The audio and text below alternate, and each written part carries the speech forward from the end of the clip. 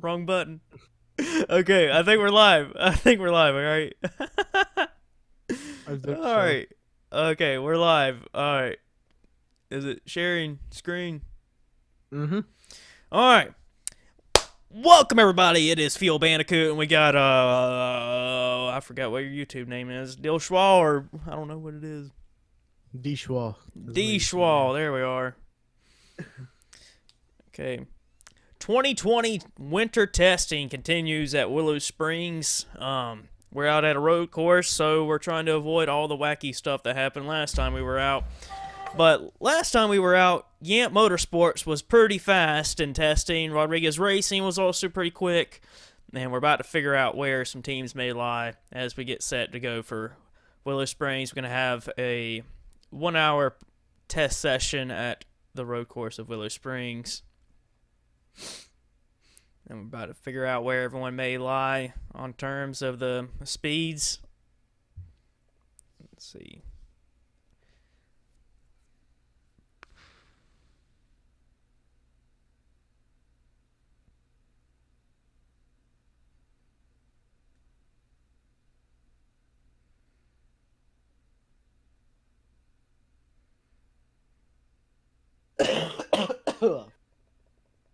If you hear us both dying or sound like we're dying at least, we caught the sick disease. Yes. I think that's everything. I want to be sure that everything's right. I don't want to jump in there and everyone's just killing each other. Alright. That should be good. I'm actually not too sure if the 105 is exactly what it should be, but I was just lowering it for the time being. Probably could have took the Fraps icon out, which I think I'm going to do real quick.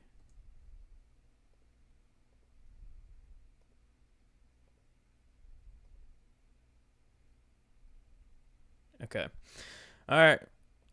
Welcome everyone, here for testing. This is not going to be a very professional video, but it will be semi-professional. 1 hour of testing, everyone will be able to get a live stream of where everyone may be in terms of pace for the winter test.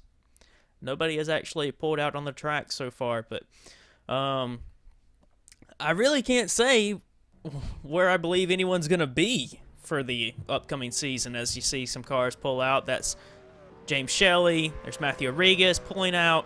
I think that might be Zachary Fitzwater as well. Yes, it is.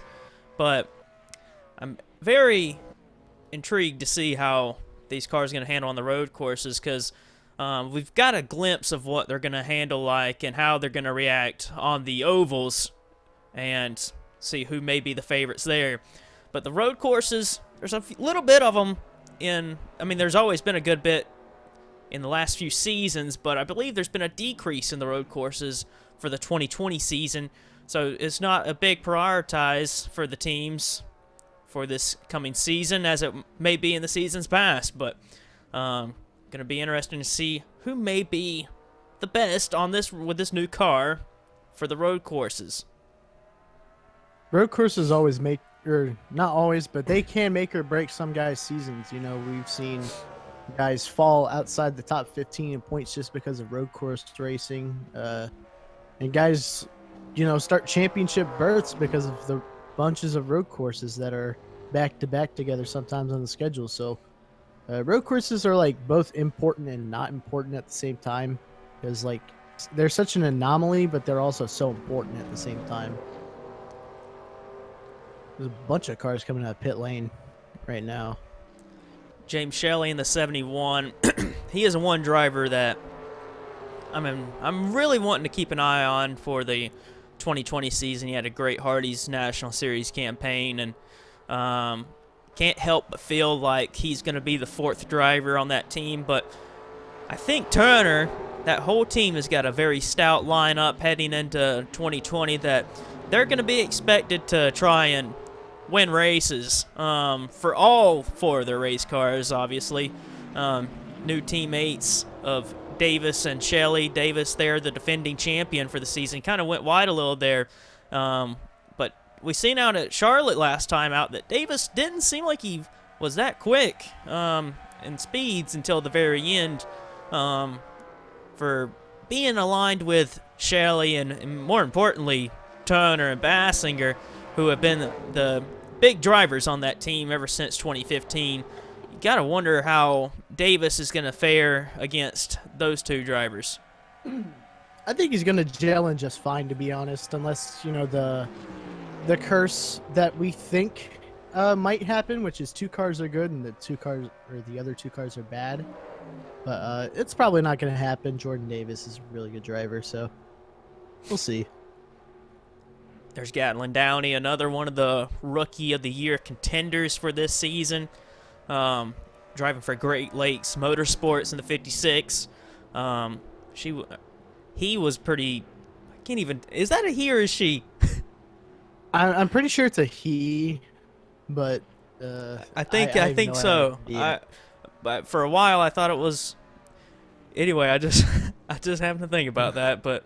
Gatlin Downey was very off the pace at Charlotte, but it can be interesting to see how this team may fold here. It's a new team, and a lot of the new teams are coming up into the season for 2020. They're going to have a learning curve for sure, but a lot of teams are going to have a learning curve with this new race car. It happens every year. Every team gets a lot of trouble with new cars every year. It's just a thing that happens. Matthew Rodriguez is another driver that I feel is going to be one to look out for. He was very quick in 2019, and that team wasn't as fast for majority of the season. Even though Rodriguez didn't get a win in 2019, I feel like this team's going to be coming for a whole lot in 2020. They want to get victories, and they want to be a major title contender. And the speed they showed out there at Charlotte in the testing showed that they're right up there with Yamp Motorsports and up there in the speeds. So I wouldn't put it past Rodriguez Racing to take what was the Martin Motorsports organization, rebrand it to their team of Rodriguez Racing, and be a factor for the 2020 campaign. Yeah, I would also argue that, momentum is a big thing, and their second half of the 2019 campaign was such a huge turnaround for the team, actually. You started off with a couple champions on the grid, a veteran lineup, but then suddenly they turned things, really the duo of Matt Rodriguez and Eric DeMax, and you saw how successful they came. They picked up the progress, and with men like that, as you mentioned, with the testing sessions, they have definitely been a team to look out for this year. Damn, Schwallenberg, you just sounded like DJ all of a sudden. Yeah, I don't know. It's just a voice changer.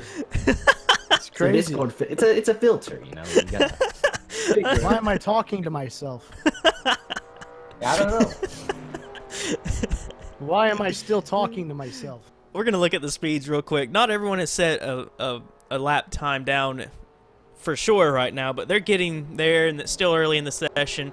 But as you can see, Jake Bassinger is the fastest so far, with Dylan Schwellenberg. He was very quick at Charlotte. Ryan Griffin there. Kyle Collins, Matthew Rodriguez, James Shelley, Jordan Davis, John Arndt, Zachary Fitzwater, and DJ Curtis, the top 10. Any of them that stand out to y'all? Probably the 3 car. Yep. He sticks out like a sore thumb compared to most of these guys, because Fitzwater and Curtis are obviously road course aces. Davis won on some road courses last year. And, the rest of these guys, I could just always see them being at the top of the board for their rides. So I think definitely John Arndt sticks out like a sore thumb compared to most of these guys. John Arndt and the 3 for CM Racing. CM Racing really kind of hit a stride there at the end. They had Eugene DeMax last season jump in the 0 car for Homestead. They were right there fighting for the top 10. And there's somewhat Ryan Acosta. There's some cars blowing up there. But Ryan Acosta in the 45 having problems early on in testing as he grenades the engine. Someone else also had problems. Going to get a look at who that might have been, and that was very close. Going to have to see if there may have been an issue there. But Kyle Collins, we were just talking about him being in the top 5, he seems like he has had an issue as well, blowing up similar spots as well. Both 2 Dodges for 2 different teams. Scary for them. Right there going up the hill. Collins and Acosta, similar situation. And I think just going up the hill and shifting down into 3rd gear. And that is definitely not a good sign for the rest of the Dodge teams. They're not going to be happy about that. That shows right there that when shifting gears, it's really been a hindrance so far for these Dodges on the Dodge engines, as you just seen 2 Dodge cars blow up right there. And that was so close as the pack flew right by. That's a big pack with Charlie Smith and his new ride, Doug Lockrow, Dejon Weeks, Jack Halleck, Chris Dodd, and Daniel Bouchard there. Again, I like that these guys are getting into packs. It's going to be very nice for that information, especially when they're coming to the actual race. To see how it's like going side by side with some of these guys before the race even starts. Ooh, that was close off that corner. Sheesh. Drivers are having a little bit of fun racing each other around the track here. see I feel like Dejon testing Weeks. is like really fun or just really frustrating. No in between for these guys, because you're either really fast, really slow, or end up with a wrecked race car. And for Dodge drivers, you got it. That's a big concern that I have now, is that how is the reliability going to be for the Dodges? And you see, there can't be much of a change really for the engines, so to speak. But I mean, they do have now the new body of the Challenger, and compared to what they were running. So it's a new body style, and it's going to be a big aero change for them. But I wouldn't expect that to be a big change in the engine department. That could be something that they're trying back there. Honestly, I Could be taking some expected good them. risks. Yeah, I expected them to keep the same engine as last year, to be honest. But, you know, it's just, I guess they tried to make it even better, and that's what testing's for, to test these things out. So we'll see. If it Chris happens Dodd is all anymore. over Jack Halleck right there, trying to get around him, trying to test how the closing rate can be. And I feel like Dodd is one of these drivers that's going to have to really show what he's made of. He got a ride with Martin Motorsports last year. It was a very top quality ride, and then got a call to Allen Family Racing Team, which I don't believe many expected to be one of, if not the fastest car on the racetrack for last season's 2019 season. And he won the Daytona 500, but besides that, didn't get a win at all before the summer break, or didn't get it a top 10 at all after the summer break, or before the summer break. And Dodd, he came alive near the end, but I think he's going to need to show a little bit more. And I expect Dodd to be kind of have a breakout season, so to speak.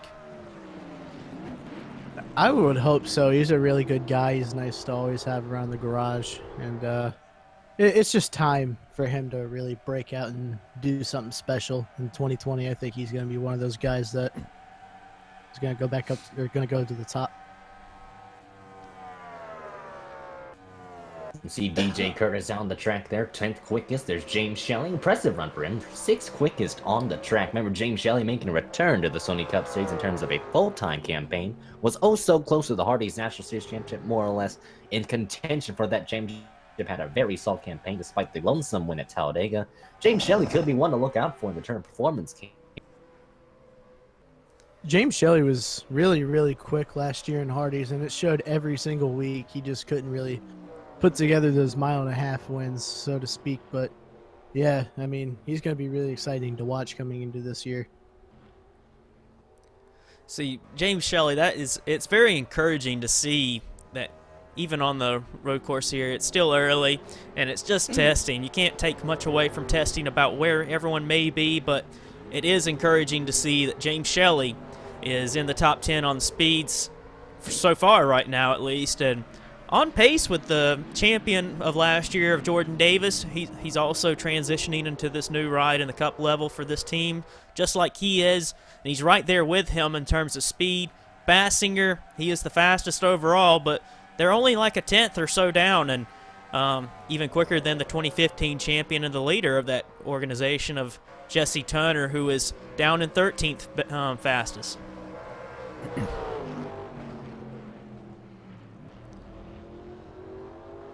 Going to look a little further down outside the top 10. There is Ryan Acosta. He is 11th fastest. Dejon Weeks is 12th. Jesse Turner, like we mentioned, in 13th. Dylan Young, 14th. Almost said Cody Lamas. It almost caught me. Charles Sanford's 15th. Eric DeMax is 16th. Zayden Davidson, 17th. Jordan Fisher, Cody Lamas, and Caleb Hoffman rounding out the top 20.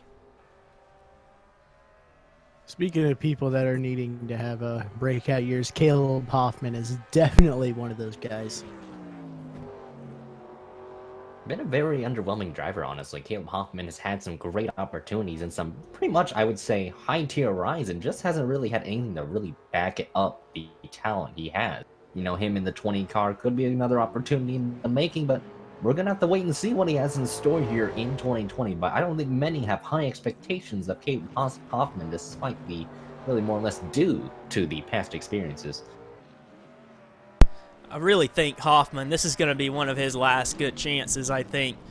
I believe at Rodriguez Racing he's going to have the ump and going to have a good bit of speed for this 2020 season. I wouldn't have any expectation to believe that they've fallen off any. I think they're going to be a contender throughout some of these races, and I think Hoffman needs to step up and show the team that he's worthy of a top ride. And if he isn't up there and he's performing the same way he was at Turner, I got to believe he may get hired on at a smaller team that doesn't have the expectations of doing anything like that.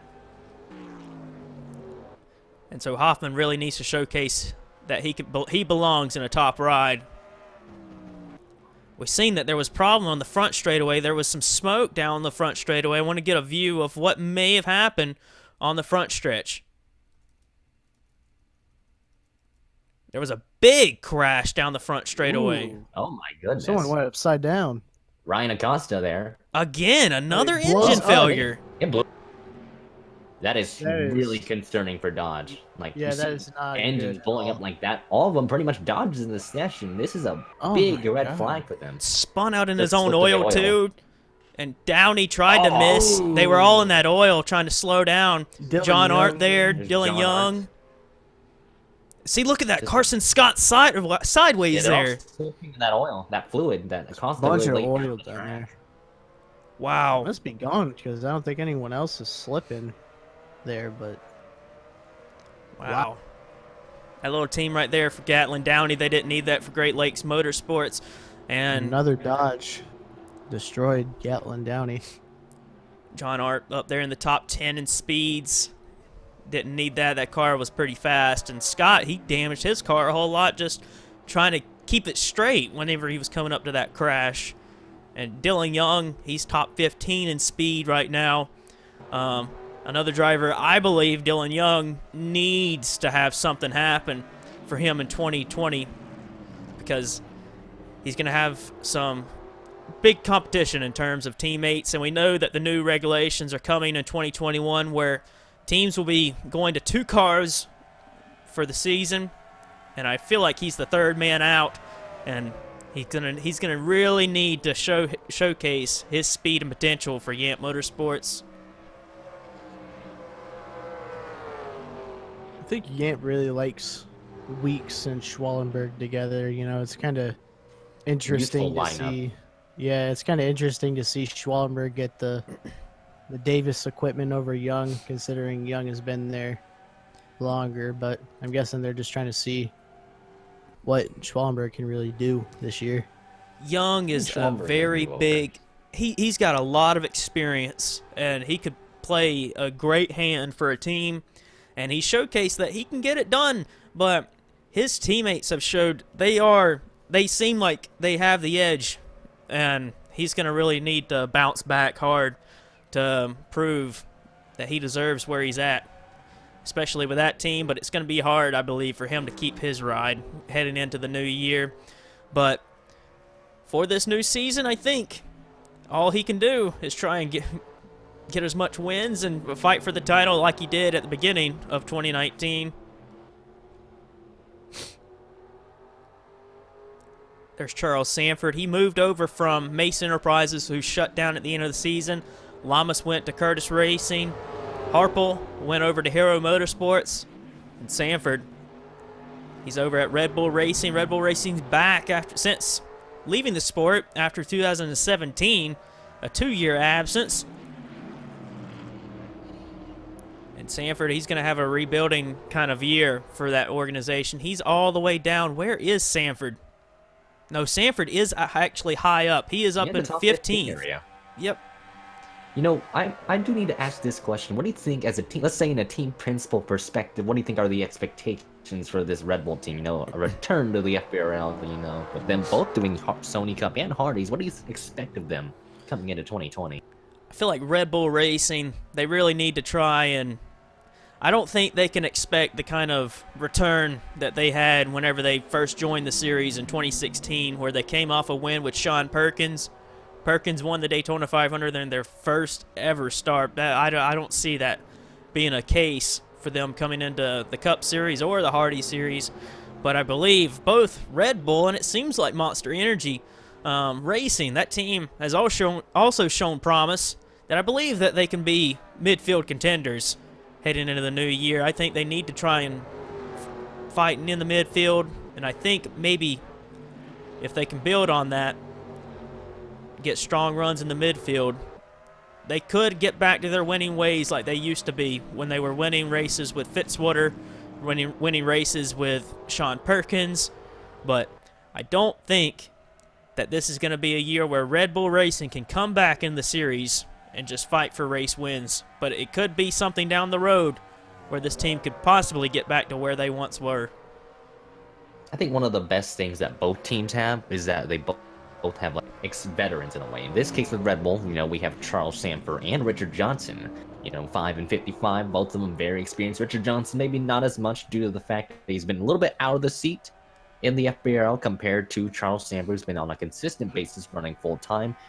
And then in the Monster Energy camp, we have Carson Scott, a little bit up and down as a career. And then you also have James Silverfox making a little bit of a return as well. Ran full-time in Hardee's last season.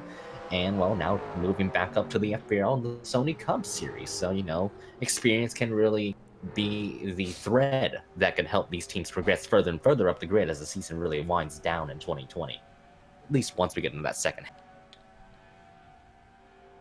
See, their Monster Energy Racing has Dodge engines as well, so that's something to keep an eye on as well.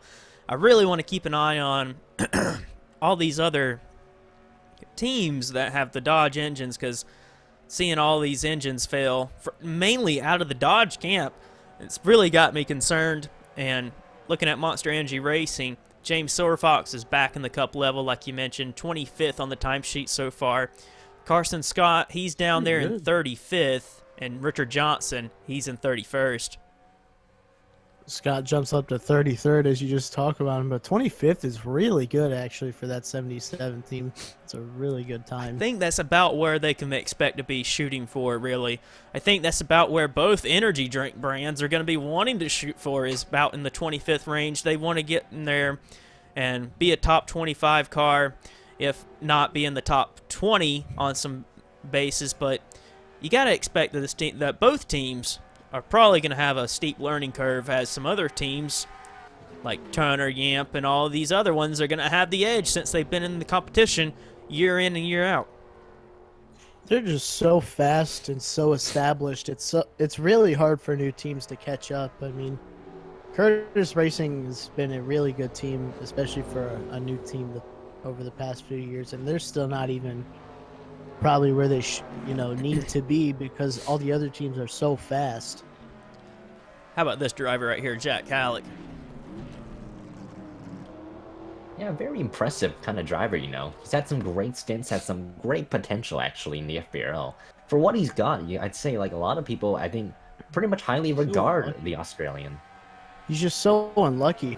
Pretty much. I think it's the best way you can really describe him. Definitely has a lot of raw pace as a driver, especially over cheese and equipment he has, but just hasn't really had the proper results on paper to really show, where he normally runs in the race. Yeah, Roush Family Racing really likes this guy, and they took him to Cup, and they really like what he's doing, and he's just been, I think out of last year, he's one of the most impressive guys in the Cup Series. So yeah, I'm really excited for Jack Halleck this year, especially. Ooh, I just seen somebody that looks like it's really off the pace, and that's worrisome. At 34? Yeah, that Jeff James. That really is concerning, actually. You expected, the UER team isn't really a bad team necessarily. They've always been near that midfield area. We looked into their 2019 stats. They're pretty much in that midfield area. They kind of fit second half, though. A lot of destroyed race cars, I guess, in proper ways to say it, and not really in a derogatory manner. But, Jeff James didn't really have the most impressive of Hardy's campaigns. Was a midfielder throughout of the season. There's some high expectations. James very optimistic coming into the 2020 campaign, maybe hoping for like at least some very great runs in this 34 team. But right now, 40th quickest doesn't really seem to be that impressive based on what he said. I'm pretty much shocked, really, because this team's supposed to be getting a lot more support from Yamp Motorsports, and right now, whatever they're trying, it's not working at all, and they're down there in 40th. Could be, I mean, there is the typical sandbag in testing, but I really highly doubt That's too much. This team is just that slow. So they have a lot of work to do. A new team that's also making a full-time run in the Cup level for 2020. It is the 05 team with Flying Aces Racing, and they have Alexander Rowe in the car. And Rowe is up in 32nd place.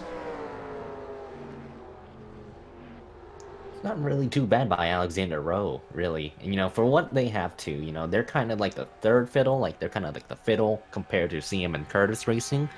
But, they're just trying to really keep the car in one piece. I think really this year is more of a year they're just trying to get more experience as a full-time team. They had some part-time races last year with really the 05 several drivers. Steven Jenkins really one of the few notables there, and you see him trying to make a move underneath Jeff James. Look how close they get with Bobby Jones, reeling in and really hounding that quarter panel of the 05 car. Bobby Jones had a very impressive campaign, and the 98 would be a driver I would look out in general. Hero Motorsports did struggle last year in testing, but they really proved that they were a really good midfield team. A little bit of contact there, actually. You saw there a little bit of contact near the quarter panel, the left side of Bobby Jones's car, but that team also could be one to look out for. Alexander Rowe, though, we talked about them with Flying Aces. Really impressive campaign in Hardy's. Just by not winning a race, he actually led the points for a good portion for really our first few races in the Hardy's series. That team has been one of the best few midfield teams in the Hardy's National Series, and they're trying to maybe replicate that success in the Sony Cup Series at least once the years wind down. I think I noticed just watching that wheel-to-wheel combat there is that Jeff James and the 34 team, they seem like they have no downforce at all. Like, they are just sliding. They can't even... Jeff James is having a tough time in the corners. As you can see, like Johnny Gardner in the Fitzwater Racing Team car just fly up to the 34 in the corner there. It's just really struggling through this long right-hander. Here comes James Sorfox. Jeff James in the 34, and that team, right now, nothing is going right for them in testing, and it's probably the most... I didn't expect the United Emirates Racing Team to be the one that struggles the most in testing. I did expect them to make a lot more gains, especially with Yamp Motorsports being a big backing for them, but they're really slow right now, to put it lightly. It's not like that team has never like ran before either, because that was the 28 team last year. They did win a race with TJ Martin, actually, in very upset fashion in that 34 team. So, they're not necessarily ones to really overlook. And, like I said, really, they weren't the best in 2019, but still had some strong runs here and there. They're not a horrible team, really, as some people have them out to be. As he comes down pit lane, they're probably going to take some adjustments to that Ford Mustang here. And Jeff James, again, making that return, coming down pit lane. There's Cody Laws focusing on him a little bit. Remember the move from Mace Enterprises to Curtis Racing? It really seems that Cody Laws is kind of plagued with bad luck in the Sony Cup. I think Lamas, this could be a good year for him. I think with Curtis Racing getting a little bit of some factory support from Chevy, because Chevy does not want to be going winless in the Sony Cup Series. They have always been seen as a team, as a manufacturer that could go out and win about 10 races a season. Mace Enterprises has usually carried that manufacturer to many wins each season. And now with Mace Enterprises no longer involved, you got to think Chevy is not going to allow themselves to be a laughingstock in the Sony Cup Series. And they're going to want to put a lot of their eggs in the Curtis Racing and the CM Racing basket to try and make sure that they are competitive enough to be right there at the front competing and not outside the top 10 on a week-to-week basis. And it seems like in testing that the Curtis Racing and CM Racing cars are relatively up to speed, with John Hart still in the top 10 and DJ Curtis and Cody Lamas, they're in the top 20 in testing so far. You'd at least hope they would give more support if they, if they don't. It'd be kind of unfortunate if they don't give more. I mean, Joseph Curtis did state in our press conference that they were going to stick to Chevy for the long as they die. From what they were confirmed, Joseph Curtis very adamant about staying with the Chevrolet program. Them being suddenly the top team is quite, the feat for, especially if they have a little bit of contact. Their days on weeks getting a little bit of a to the quarter panel of Cody Lamas. There, Lamas looks like he's holding up that 38 just a little bit there. But Chevrolet, sometimes you have to go through those rocky roads to finally get to the golden pastures yet again. And this might be one of those transitional years, really, for Chevrolet as a manufacturer. They might start off a bit rocky, but you never know. Things could pick up at an instant at the second half, really. I think the second half's always been the area to look around in terms of, especially because it can transfer over to the beginning season, which in this case could be the case for really the Chevrolet team. They're going to have to start off with maybe a little bit rough, but could end up on a pretty much a high note near the second half. We seen that Toyota really fell off a little bit in the 2018 season. We seen them go winless, and the highest running car in points for them was like all the way down in like 28th in points. It was a very miserable year in 2018 for Toyota, and pretty much heading into 2019, nobody expected anything from Toyota, even when Martin Motorsports was switching over to Toyota, and they ended up getting a win with Eric DeMax at Texas, and that team, Rodriguez Racing, at the time was Martin Rodriguez Motorsports. They were turning things around, and they were looking like they were going to be back in form for the 2020 season. And it looks like Cody Lamas has spun up the hill and around. And I think he may have had a little help. Let's see what happened there. Cody Lamas going up the hill where we've had a lot of engine failures. Looks like, is that Ryan Acosta? No, that's Ryan Griffin. I think he tried to go to the outside. Let's see what Griffin does. I think he was much quicker, probably on newer tires. Compared to the 4-car, looks like he tried to make a move to the outside, and I feel like that was it's pretty close. Not necessarily the best overtaking area to go at Willow Springs, though. It's such a really tight hairpin, really, your corner, and just a little bit of a miscalculation from Ryan Griffin. Just hit Cody Lamas. Lamas kind of shut the door at the same time. A little bit of a racing incident. You gotta looks like you gotta feel like Lamas. Yeah, you gotta feel like I'm gonna look at it again in slow mo. It looked like Griffin wanted to go up high and try and arc the car down to the bottom to get underneath of Lamas, and then Lamas slides up. Too big of a run. Yeah, he got too good of a run on him. He got, yeah. And Lamas didn't expect, I think, Griffin to really have such that huge amount of momentum. You see Griffin, Lamas there, and just by then Cody's just trying to keep the car under control and just loses it once he loses traction in that dirt. Man, he just sent Lamas twice. It was kind of crazy, to be honest. I did not expect something like that to happen in testing, but I mean, luckily he didn't hit anything and he kept on going, but that was miscalculation by Ryan Griffin, it seemed. It looked like he was trying to do the arc down to the inside, but he got such a run on Lamas. I don't think either of them was expecting that kind of closing rate or anything like that to happen. Going to take a look through the field here again. In the top 10, still it is Jake Bassinger, Dylan Schwellenberg, Ryan Griffin, he's up there. Dejon Weeks literally just jumps up to 4th place with Matthew Rodriguez in 5th. Kyle Collins is 6th. Jesse Turner's up there now with his teammates. 7th, 8th, 9th, the Turner cars. All 4 of them are in the top 10.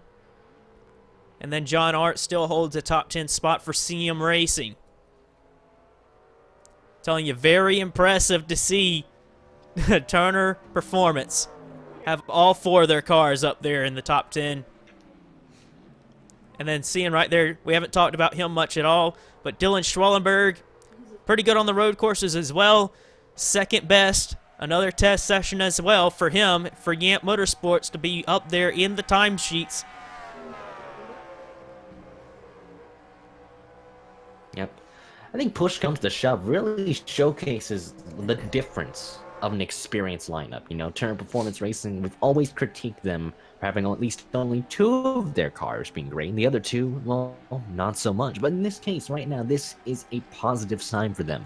4 cars, as you mentioned, all of them inside that top 10. That is huge ups for them. Jordan Davis, you know, going from Yamp over to Turner Performance Racing, you know, that's a huge boost for them. Remember, Jordan Davis coming off strong of that 2019 championship over Dejon Weeks and a lot of others. He pretty much really obliterated the field in that championship fight, honestly. Then you have, you know, Jake Baskinger and Jesse Turner. They've been long-time investments. All Turner, obviously, the owners, so that's kind of a no-brainer, really. Then James Shelley, you know, coming off a strong Hardy's National Series campaign, you know, in that 8th position, you know. So this is a very strong quadruple lineup in the Sony Cup Series. They're pretty much going to be a menace on the track.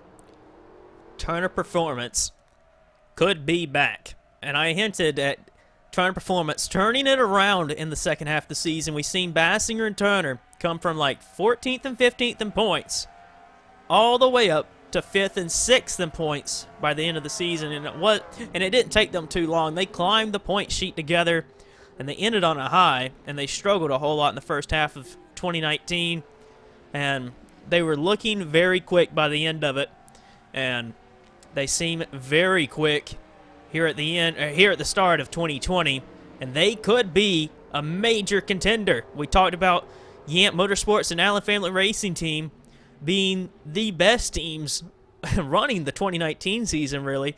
I think Turner Performance is back, and I think they're going to give those teams something to worry about. And I think Allen Family Racing Team, you got to have maybe the red flag going off at that organization. I mean, you see Ryan Griffin, he's 3rd fastest, but they were not that quick at Charlotte, and they're having reliability issues, and the other cars of Acosta and Dodd are not looking too quick either. That team could be taking a step back, it seems. I hope not. The only thing that's really kept AFRT going was Ryan Griffin, and it's not to really really downplay Ryan Acosta and Dodd. Dodd's a very consistent driver. Ryan Acosta isn't really as vibrant as Ryan Griffin, though. Ryan Griffin just had a breakout campaign. Could have easily had, like, I'd say half the calendar one. You know, there's other circumstances that really play into the benefactors of other drivers, and I think the 43 car has been the pivotal point for Allen Family Racing, but really the other 2 cars just seem a little bit out of touch. Acosta still has what it takes, and Dodd just needs a little bit more time to progress himself as a driver, and once they get that down, that could be playing into their hands well. But it seems, as you mentioned, they're going a little bit backwards here. Also, as you mentioned, the new body on the car, so we have to consider the aerodynamics on this Gen 6 car. So, you know, the Dodge having a little bit of a flatter body, more or less, or a boxier take compared to the sleek Dodge they had last season. So we have to really put into consideration the aerodynamic, you know, impact it has. It looks very similar to the Chevy Camaro, and that body isn't really the most aero friendly. So I mean, you see the nose stick out a little bit too, like the Chevrolet. Also, I think I saw the 55 in P12. I don't know if that was just like, I want to scroll down. that was just No. me. Richard Okay, Johnson I is thought I saw down in something. 30 seconds still. Oh, my screen's so blurry. I thought it was a 1. It's like we're I was hitting like, T32 wow. on YouTube. That's what we're hitting. Bunch of cars coming down pit road, but looking at it, really, you see a bunch. It looks like it's Turner and Yamp looking very quick in in speed so far. Dylan Young is down in 12th. Yes, that's still pretty a respectable run by Dylan Young, really. And, man, Gatlin Downey everywhere right now. Really sideways in front of Turner. Cut off Turner a little bit there. Kind of chopped him. I think Downey may be on some fresher tires. Racing Bassinger off the corner. Wow.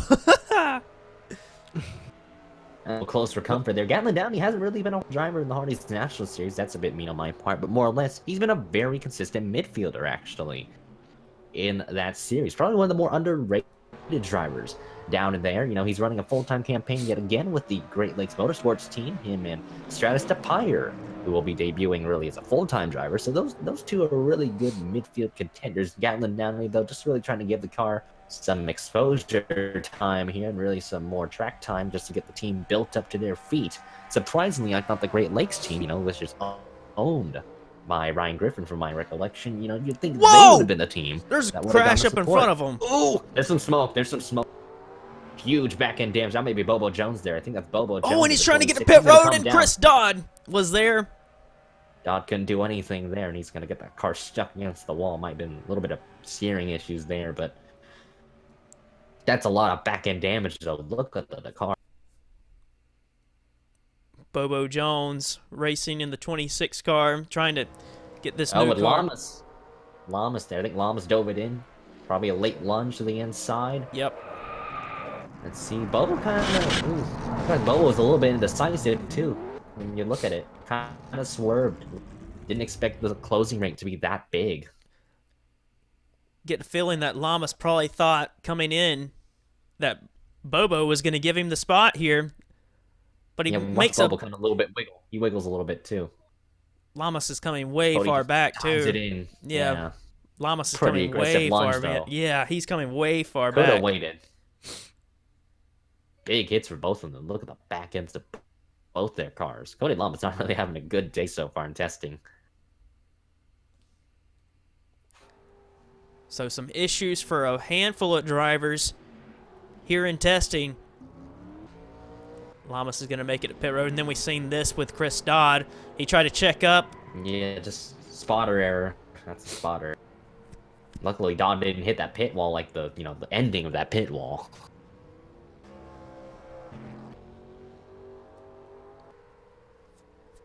But yeah, back to what I was getting at. Right now, at least looking at it, Ryan Griffin has actually just topped Jake Bassinger. Good lap time. Look at that. Wow. 1:14.8. That's a fantastic lap time for Ryan Griffin. Many have, and I think in the past you've mentioned that Ryan Griffin isn't really the best road course racer, but man, he is really. And how about this at the end? Hungry for a championship. And how about this? Rodriguez Racing has joined the frame. Like, they're up there. Matthew Rodriguez is 4th. Eric DeMax is 8th. Caleb Hoffman is 9th. Caleb Hoffman. Kind of expected Eric DeMax to really show what he's got at this track, especially because he's the road course specialist, obviously. So Matt Rodriguez is an underrated driver in my book. He's got a lot of wins in his belt. Just hasn't was pretty underlooked actually. Here, once the team got really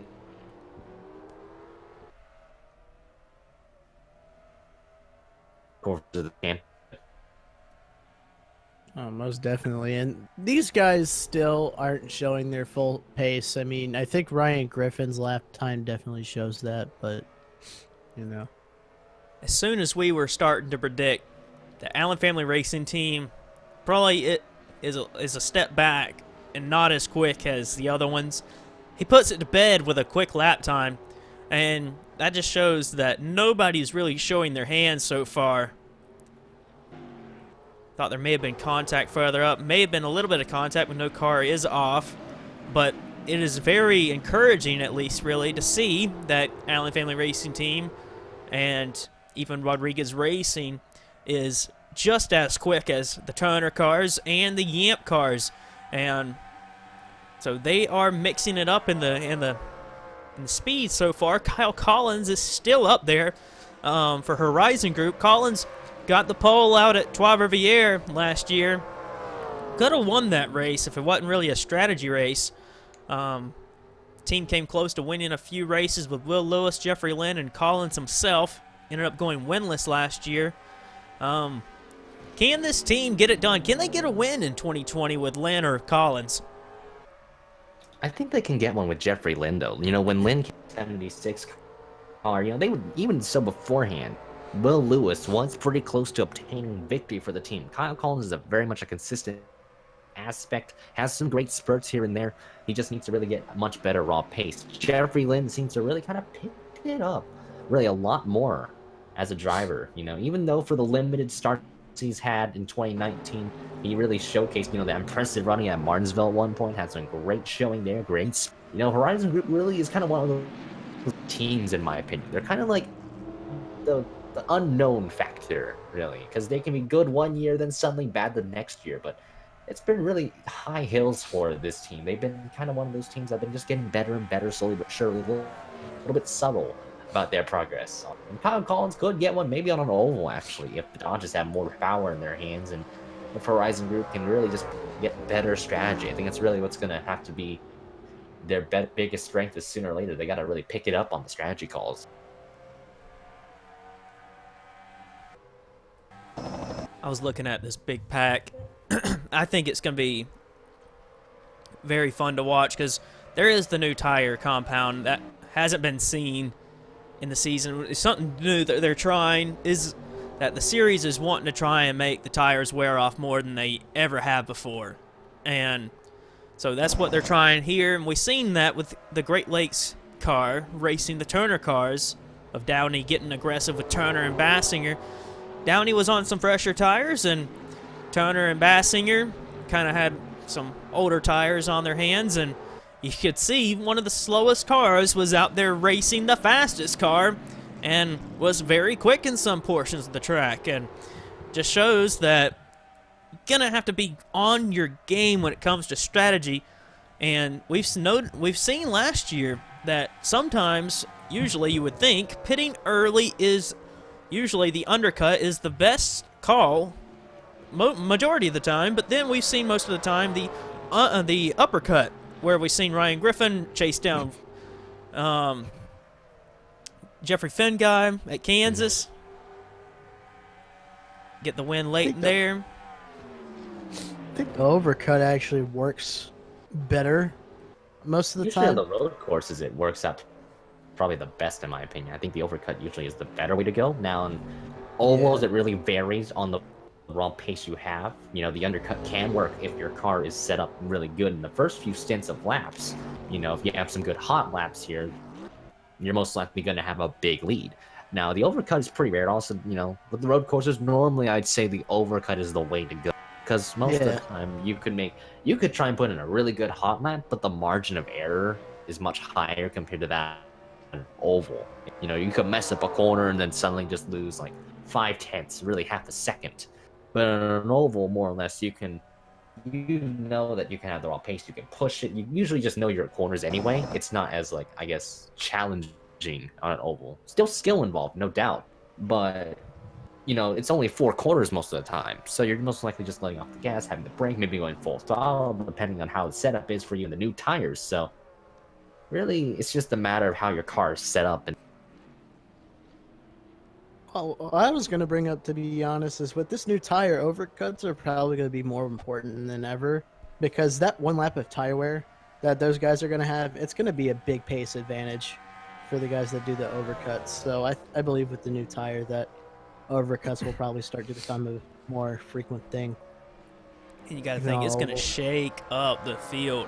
Oh my goodness, it's going to shake up the field, because the difference in pace is going to be magnificent, really. You'll see some comers and goers, and you got to plan it when you're coming at the right time and you're not going at the wrong time, and that's going to be a big deal, because gone are the days, at least with these new tires, it seems, of one pit stop a race. There's definitely going to have to be 2 or 3, it seems, because there's no way on a one pit stop race that it's going to change. Like, you're going to need to be able to be on your game with these strategy calls. it's really also up to the pit crews to have some good stops in their hands, you know. So one small mistake could really hurt the time and progress that the driver has made up. or can gain, depending on what a driver's lost, or maybe have gained beforehand. So it's also up to the pit crews and the crew chiefs to really also step it up in terms of strategy as well as you. Whoa! Sanford and Davis made contact, I think. Sheesh. They all slid. It's like one of the jet right down here. Oh, there was a wreck down there that might have been a problem. That's Is a that Bobo Jones again? Bobo Jones has been in trouble again. Car's dilapidated. And a big crash, really, too. Wow. Dylan Schwellenberg's Someone involved. wrecked up there ahead of there. That's a lot There's of crashing. more smoke. Daniel Bouchard blew up. So Hayden Klein right behind him. The 61 just losing power. Grabs car just, there it goes, just blows up right there. And then I think Baskinger just slips in the oil. Really, a lot of drivers just slip in the oil. You can't really do much there. It's just like ice on the racetrack. Bouchard and Bassinger getting the wall, and I think Schwellenberg might have been trying to check up, but ended up getting into Matthew Rodriguez. Yeah, locked up the brakes there. He locked up the brakes there. His car steps down from under him, and you see the car just slide up into Matt Rod and into the wall. Schwallenberg goes right side impact for the 88. Square. And Should be there's right. more crashing from here on. There's Bobo Jones. This is what we were looking at. He tried to check up. Oh, when Schwellenberg tried to get to pit, he tried to get to the pit road, and that's made a stack up there. John Art again, another crash. Bobo Jones got rear-ended, but I think it was John Art. And luckily, Davis and Sanford checked up good enough and was able to give each other some room, keep from having another incident there. I can't believe nobody has hit that pit wall yet. They've been so It's been close. close, yeah.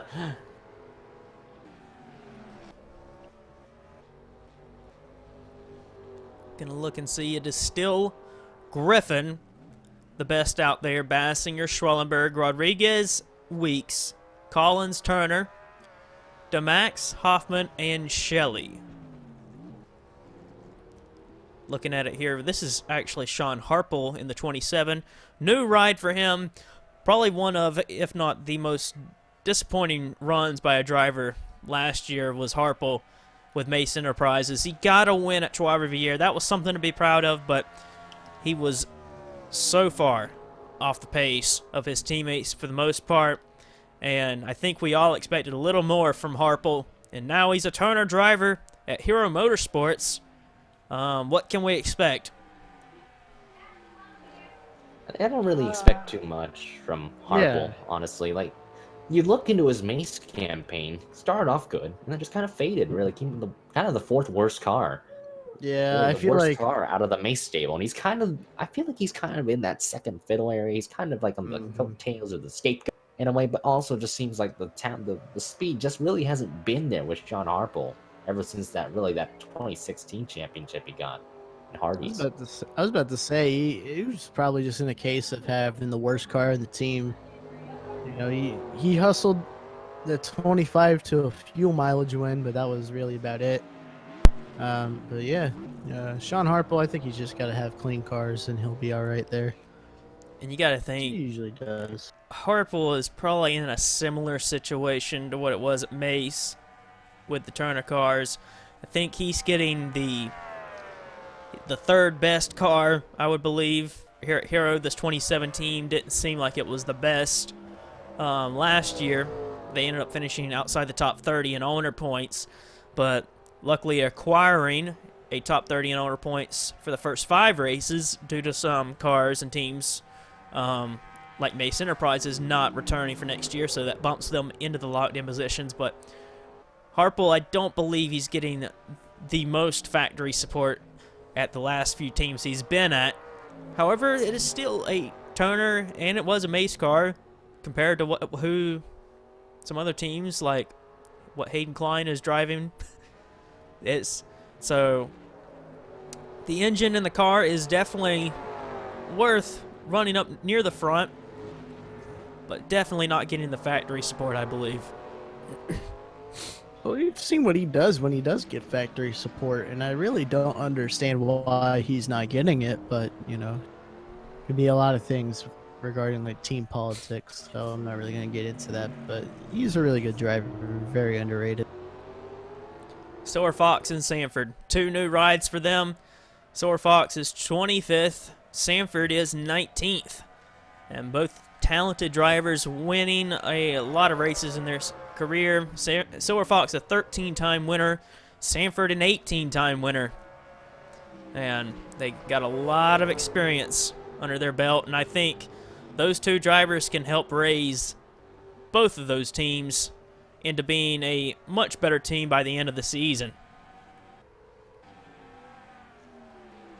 And Dom Caps, that's another driver I wanted to touch base with. Caps, Luke Martin has now stepped away to CM Racing for full time. Haven't mentioned him much. He is down in 26th place, off the pace compared to his teammate in testing so far. But Martin is still owning a team. He stepped away from Martin Motorsports and recreated a new team of his own. Sold his old team to Rodriguez, which is now Rodriguez Racing. But Domination Racing is this new team that Luke Martin is running. It is a Dodge organization, and he's got Dom Caps behind the wheel of this 6 car. This famed 6 car, the number 6, has always been Luke Martin's number. But Caps is 19th on the board. His teammate, rookie Vince Freeze, is 31st.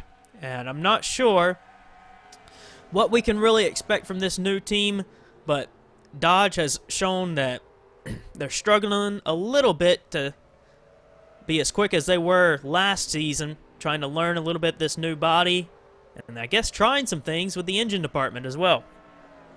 I think this team, where they're running and testing right now, is exactly where they should be aiming for in the races.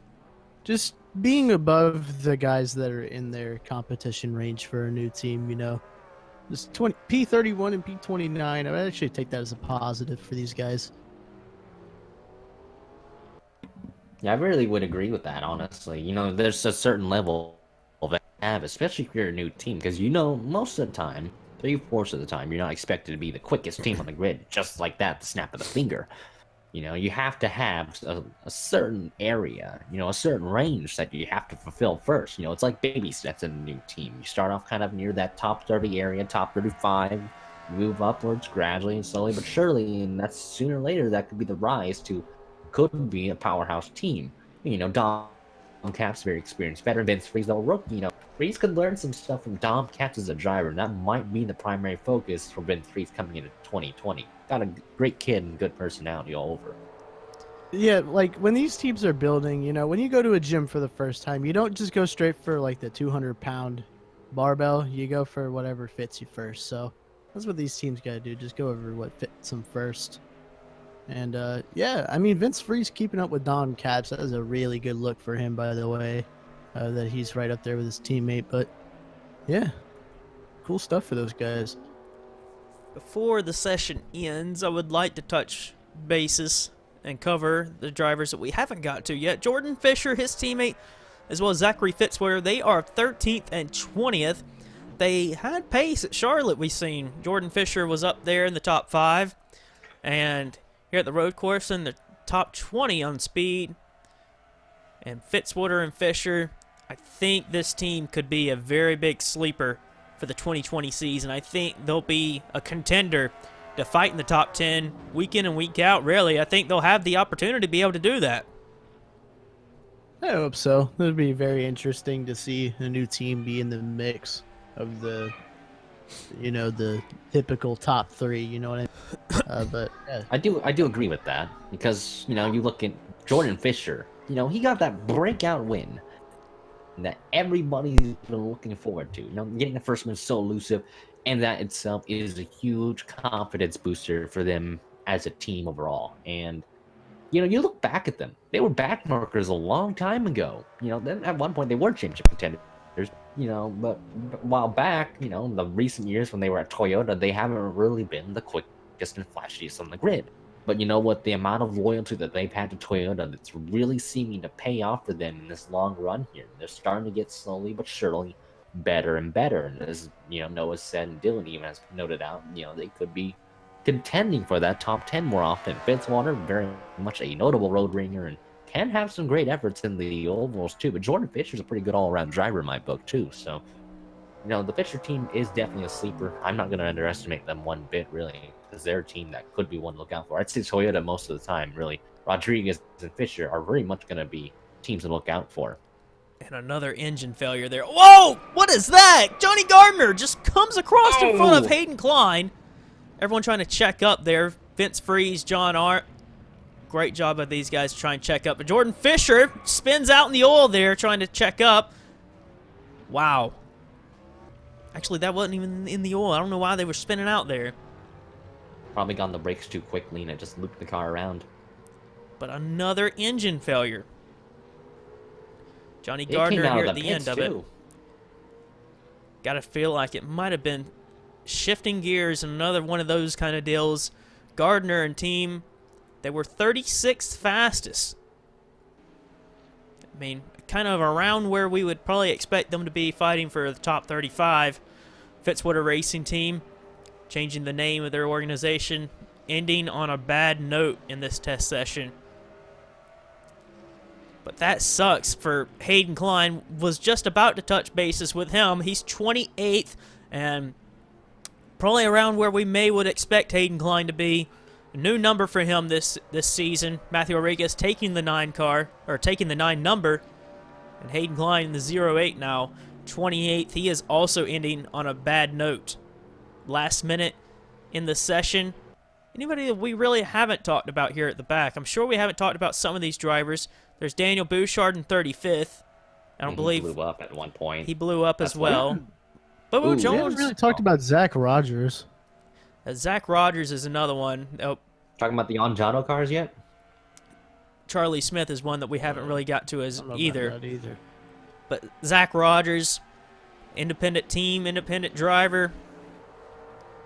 Rogers raced in the series long back ago. He's returned back to the series. Hasn't really raced many races in the Sony Cup Series before, but he is back with his own team in the 66 for Team Velocity, and they are doing better than Great Lakes and Anjado. Right there with the Cloud 9 of Doug Lockrow in terms of speed and racing with Bobo Jones. So for Zach Rogers, even Bobo Jones, which is a respectable run for these new teams, they are about right around with each other in terms of pace. So there isn't one driver that's super far off on speed, but I am a little bit disappointed in the speed for the Anjado car of Charlie Smith. He is good on the road course. He finished runner-up at Sonoma in 2017 to getting a win there. And Charlie Smith gonna try and help get this team on the map. Dead last right now, but Smith, I believe, is going to use his experience to try and get that car set up just right and compete for where it can be on race day when it comes time in March. But dead last, can't really be too disappointed. You don't even need to be looking at the timesheet. You just need to be comfortable with your race car and learn the new car. These new teams don't even need to be discouraged by the timesheets. It's all about getting comfortable with the race car. They don't need to be getting excited about them either if they're a little bit higher up than they think they should be, because, I mean, that'll just make them disappointed come race day, especially. Never really give yourself too high expectations. It's more or less like, as Noah said, really, the chemistry with your team, It's how you create a bond with the drivers, the team, the crew. That's how a team's going to click. Some may seem unorthodox, and some may seem like that, but it could pay off. Once we get into the actual season, that's when it's the true testament. That was a really successful test. So we're going to look at the times at the end of testing. Ryan Griffin, the only driver to dip under a minute's 15 seconds. Griffin with a 1:14.847 is the fastest in testing, and at one point we were thinking that Allen Family Racing Team wasn't really looking as fast as we were thinking they were going to be. But Griffin, again, showing this team is right there in the thick of things.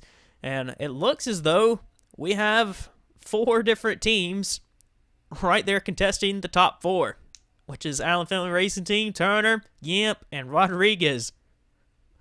Bassinger second, Dylan Schwellenberg third, Matthew Rodriguez in fourth.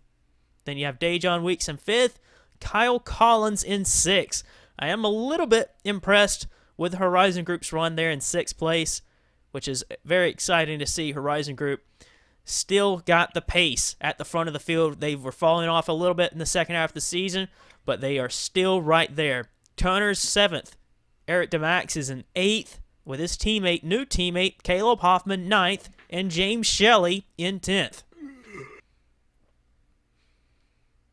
Somebody else want to run down the top 10 or from 11th to 20th? Yeah, I can do 11th to 20th. So 11th is Jordan Davis, defending champion of the Sony Cup Series. John Art, impressive 12th place run for CM Racing. And 12th, Zachary Fitzwater. How about that? 13th, Dylan Young. 14th, as a testament, really a statement to prove this year.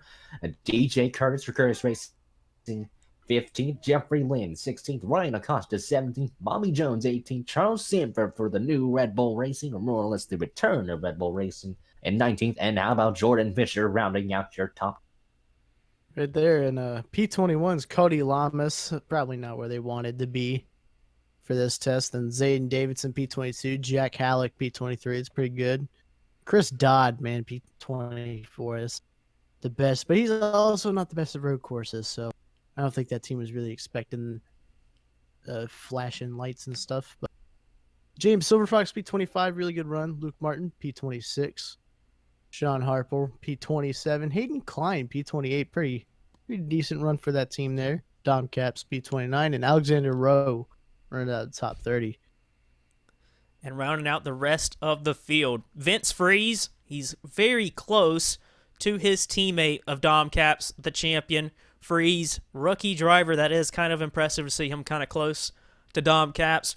Richard Johnson, in his return, he is a little off the pace from his teammate Charles Sanford, but 32nd place for the two-time champ. Jeff James has got a lot to work on. That team's got a bit to work on as well to get some speed going.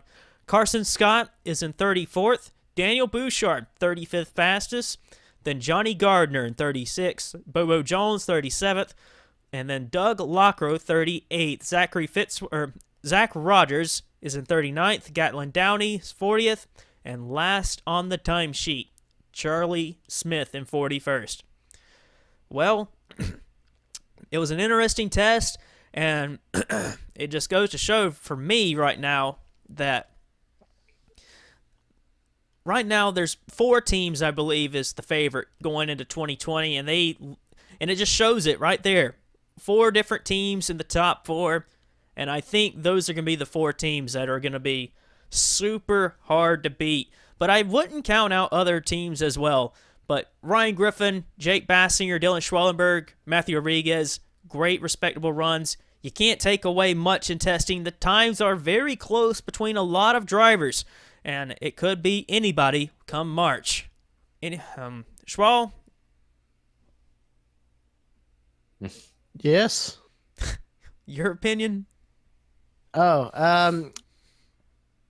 Anyone could yaw and get it. I believe, Turner obviously might be way stronger this year. AFRT is going to be the same. Yamp's going to be the same. And, Rodriguez, I think that team's a little bit up in the air for me right now, mainly because it's just Matt Rodriguez up there. That, really high up there, because Eric and Caleb are kind of just sitting around 8th and 9th, which isn't too bad, but, it's obviously not where,